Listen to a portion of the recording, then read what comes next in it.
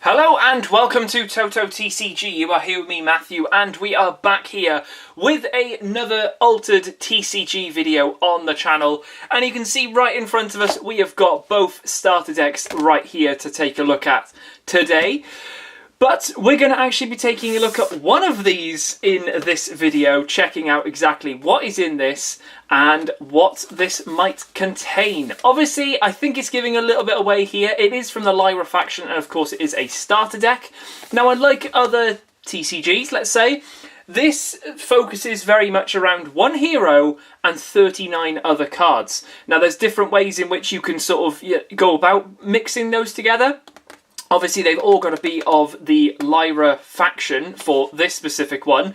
And this one looks as if it's going to be something to do with Navinka and Blotch, which is probably my favourite one out of the characters. It was one of those that I sort of like first saw and I was like, wow. So it's got like that last impact for me, especially whilst it was in the Kickstarter phase, should we say. So taking a look at it, of course, we have got the artwork straight from the card here. On the side as well, if you were to see this on the side, you've got both sides of this with both of the characters on either side there, which is pretty cool with their matching banner.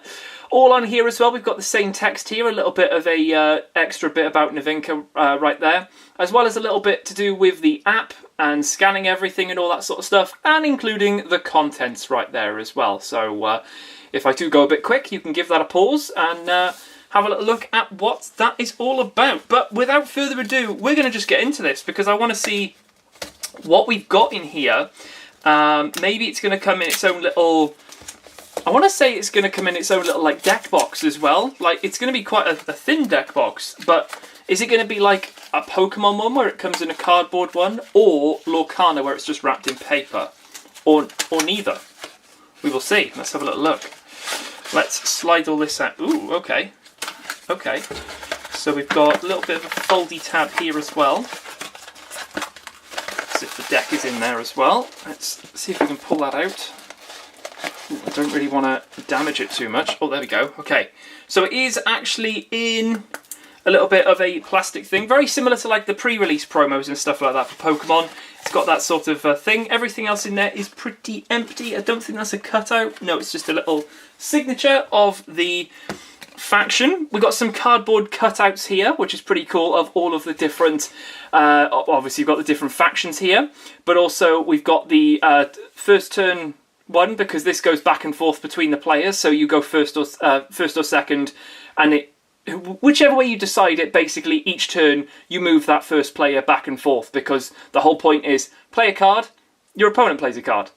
You can't play a card, you say pass. They can't play a card, they say pass.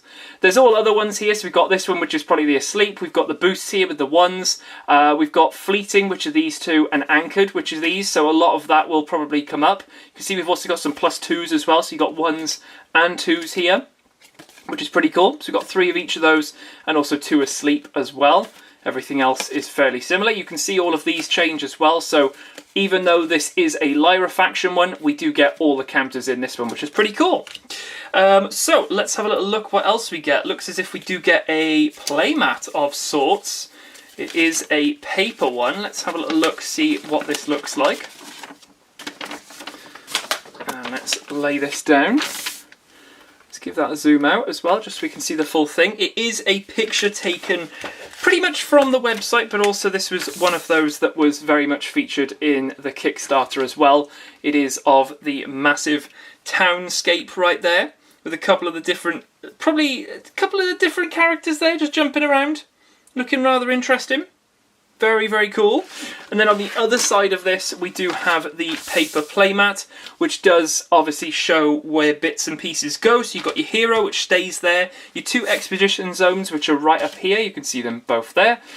We've got reserve, so once they're played here, they come down to reserve unless any more shenanigans happen. There's a little plus here because some heroes might allow you to have more in reserve, so you might be able to have 3. Same as the landmarks here, you've got additionals over here as well. So if you're allowed 3 landmarks, you can put 3 there. Deck, discard, and then your mana zone here. So very, very easy to get that all sorted and all set up there. So very easy to follow. Let's see if we can fold this back together. I've probably messed that up. Yeah, it's into go, and then fold, and we're good to go. There we go, nice. And then that leaves with the Altered right there. Okay, so what else have we got? Let's have a little look then. We have got ourselves, looks like a little booklet here, potentially. Oh, it's going to be like a massive poster of all the rules here. So everything is in here of how to play the game, which is great because you can start from the very beginning and then work your way down here. So you've got all your materials and everything like that you might need. The Tumult cards as well, which I'm hoping we might actually get in here as well, because the Tumult is the bit that you move your expeditions from in terms of the companion and the hero. They have to obviously come together.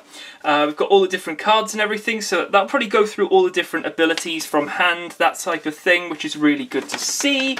And then on the back as well is a bit more other stuff. It's a bit about ending the game, and then what happens as well if there's a tiebreaker as well, which is great. So you don't really need to call a judge, you've got this to hand, so you can do that. And of course there's a load of QR codes all over this as well, which is great because you can scan that, have a little look at it online. There may even be, you never know, some videos of how to do bits and pieces, but that will definitely go very handy. Very nice. Okay, so what we got here, we got new player protect your collection right there. So this is all about scanning it with the companion app. So I'm guessing if you scan that, that will probably download the companion app. We have been scanning all of the characters and all of the cards basically that we have been opening. So none of them will be claimable, unfortunately. Guess it kind of makes sense because I've got the physical ownership of the card. So if there was a tournament or anything, I believe you need to make sure that you're the physical and digital owner of the card in order to play it. This is wrapped up very securely, my goodness me. There we go. And we can get all that out there. We'll see what's in there in just a second. Let's have a little look what is in here. Maybe we've got some goodies in here, we'll have to see. I think I read about a foil, so we might have a foil somewhere, you never know. So we've got our character here, which is Navinka and Blotch, doesn't look foil. We've seen a lot of these cards, to be fair, but it's going to be awesome to see what this deck comprises of. So it looks as if we've got 3 Hathor. We've got a couple of the Hatter, which I'm happy to see, to be honest, because I think I only managed to pull 1 or maybe 2 of these versions, 1 rare and then 1 unique of that. So we do have a couple of those, but nice to get the regular one. Lyra Cloth Dancer, we definitely had enough of that. Lyra Chronicle, yeah, absolutely. Ouroboros Coupier, we got 3 of those. All In, 3 of those as well. Lyra Scald, 3 of them. I do quite like this artwork for that card, and we also get a rare in here as well, so that's nice to see that we get a couple of those thrown in here with the Trickster there. That's very much the rolling of the dice sort of thing. A lot of this specific deck is very much roll dice, which is always quite fun. We've got Esmeralda as well here. Couple of commons with the rare as well there. You can definitely see the difference there. 1 goat turns to 3, pushing that card. Then we've also got Paint Prison. Again, we've got a little bit of a difference here. We've got that Crane, or Thoth, I think it is, from the Ordis faction. Instead of, that looks like, I think it's, is it Wukong? Sun Wukong or something? I think there's a card called that in Bravos, which is getting carried by that. So it's interesting to see those little differences there. That's why I love this, is those little subtle differences, making like a full art or a common into something a bit different. You can see the leaf here has gone red, almost like autumnal. His hat is also a bit different with that orange as well, which is very cool. We've got Asmodeus as well here, with a couple of little bits here on the little, look like a little poker table going on there, but that wand is slightly different, and the horns as well, again, slightly different as well, looking pretty cool indeed. And looks like we've got one of the landmarks here, the Lyra Bastion. Again, this is in a rare, which is looking pretty cool. We've got the Mage Dancer, which is a alternative one from a different faction. I'm trying to think what that might be. It's 156, so it could be an Ordis. Could be. Off you go. That might be Izmir. Okay, cool. So you probably wondered, that's not a character card. No, this is the Tumult. So to demonstrate, let me show you. Let's zoom this back out. So what happens?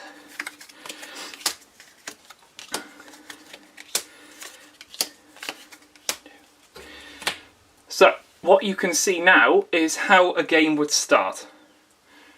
that would be how the game starts. So you've got hero, companion, and you've got these. So they're clouded over. So we don't know what's here. You'd shuffle these up and then you put them out as they were. What would usually happen is if these characters, your hero or companion, were to move, that is when you then go like that. Until that time, you can't really strategize as to what your next move is. So you can see that, for example, every single element here in terms of like leaf, mountain and water, they're all in. So any of those on the cards, and what I mean by that is any of these markings on the cards will help you progress to the next one. You'll notice on this one though, this only has leaf. Then this one has mountain and water. So you can't get to this one until you move from this over here. At that point then, you can then flip that over and find out what these other ones are. So it's a really good way of obviously each time just giving this a quick shuffle. Even if you were to go like, right, are you happy with that? Or do you want to maybe swap it over? We don't know what's what. And then at that time, at the time of moving forward, it would then change. So you can't really plan ahead that much. You've obviously got your reserve and everything like that, and obviously there are only these three symbols to focus on, but it's a very interesting sort of extra thing to think about because we've got obviously quite a bit of difference then going on here, and you can sort of focus on which side you want to sort of do, which is really cool. So on the back of the companion one is actually this is straight up the what's the word? Tiebreaker. This is like the tiebreaker decider, and you can see this is all it is. This is it. So all you can do is just put your cards down and hope for the best. If your hero goes over here, you win. If your companion goes over here, you win. That sort of thing. It's as simple as that. You put both counters on here. If you can win, great. Your opponent's obviously going to try and stop you on both accounts so they can progress.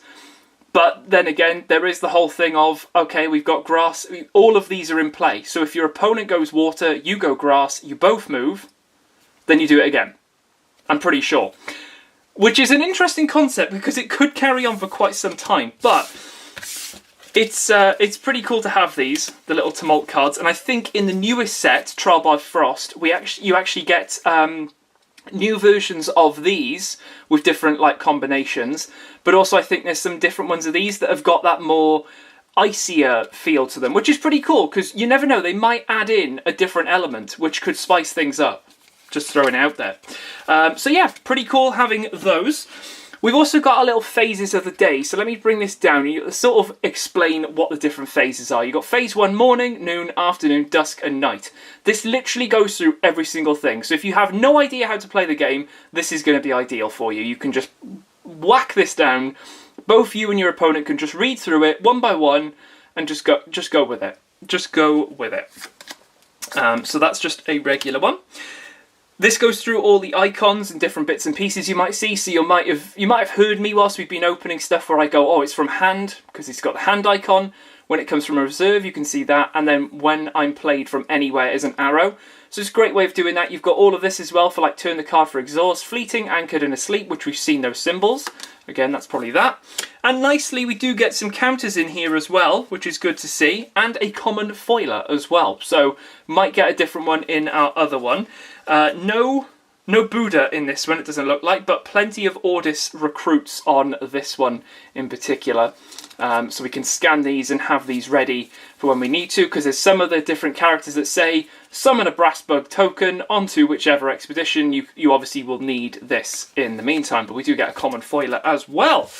So yeah, very interesting indeed from this actual starter deck.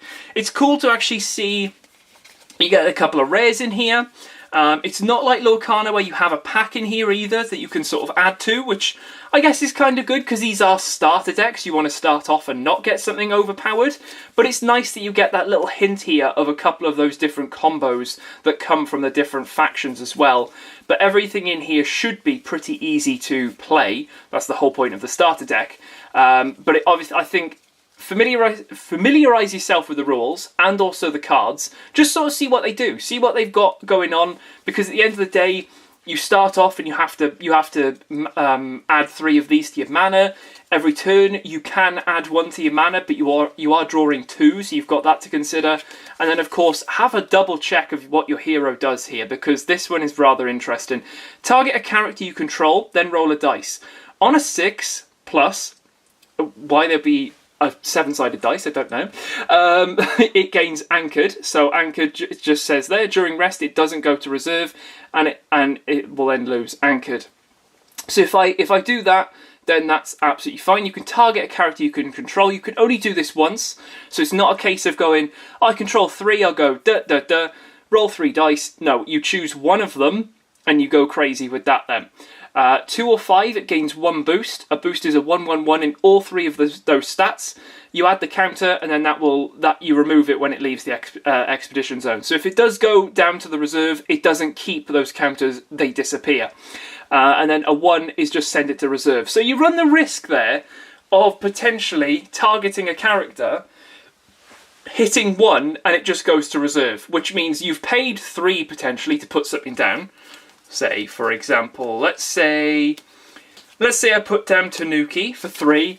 I go, right, I'll roll a dice with Navenka, so I would rotate that, roll a dice, I get 1, and off you go. So this also does mention about sabotage as well. Discard up to 1 target card from a reserve, so you can actually target something in your opponent's reserve, which could be quite an interesting one. We were wondering what sabotage did, because some of the cards mention it but don't detail it, and it's quite nice to see that in the brackets as well, because I'm not being funny, even when I play Pokemon or Lorcana or any other TCG, you will have to read the card eventually. You'll see it, and you'll be like, actually, I just need to remind myself, what is that condition? And then you'll be able to understand it. But yeah, I have to say, starter deck-wise, very, very interesting. I can appreciate why they've not done this in the second set. They wanted to obviously focus on that second set specifically. Starter decks are in this one. They're all available as well. I've pretty much, anywhere I've sort of looked, they're there.